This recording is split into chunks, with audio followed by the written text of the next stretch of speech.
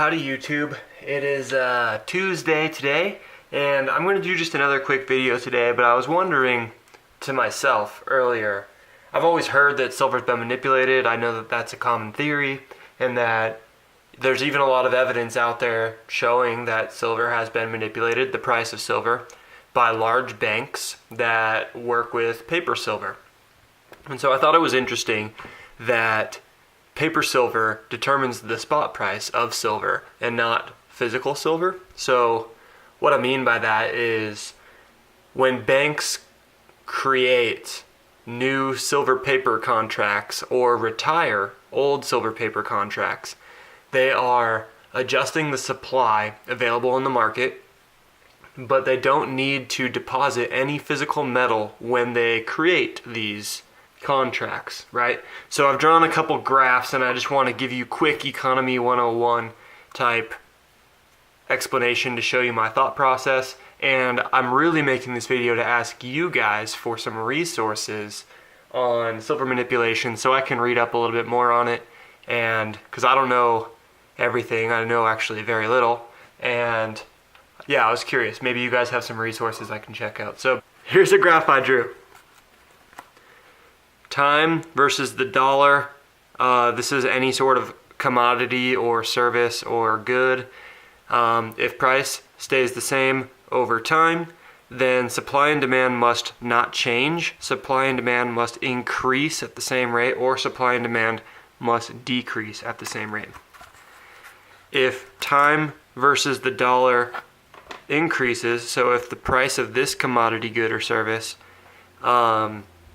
is increasing as time goes on, then a couple things must be happening. Supply either is staying the same and demand is increasing, supply is going down and demand is staying the same, or supply is decreasing and demand is increasing. And if we have a downward slope graph, so the price of this commodity, good, or service is decreasing over time, then there's a few things that must be happening. Supply must be staying the same and demand must be decreasing. Supply must be increasing and demand is staying the same. Or supply is increasing and demand is decreasing. So I understand all of that. And that is just basic economy 101, supply and demand, that normally has a very, very large effect on markets. Now, it has a great effect on markets because supply isn't necessarily as easy to create or destroy as these silver ones are. So this is what silver looks like in a very short, very mundane, easy to look at way, where we have increases and decreases and increases and decreases, but overall in the short term they seem to be rather steady. Now if that's true, then there's only one thing that can be changed, because the demand isn't necessarily changing this frequently. I understand it is changing, but with any normal commodity, good, or service, demand can change on a regular basis, but supply is much harder to change because supply generally has some sort of manufacturing cost, some sort of manufacturing period, some sort of work time while referencing services, or has a finite supply in the realm of commodity. What makes silver and gold and other precious metals, what makes their spot price so strange is that we are basing our spot price off of a system that's easy to be manipulated.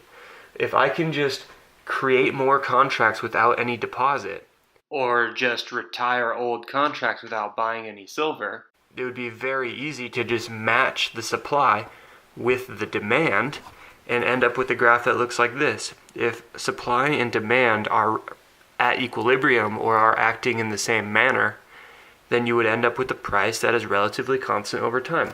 So that's what I understand.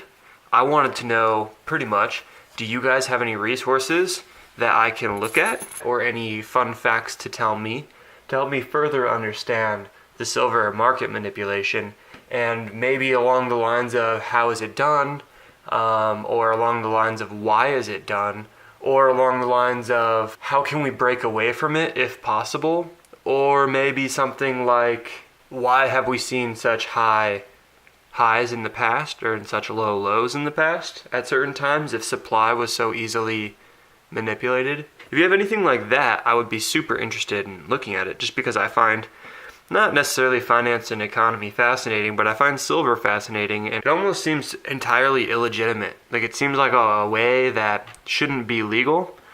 Why do we base spot price of metals off of paper silver markets? I don't really understand why aren't those separate.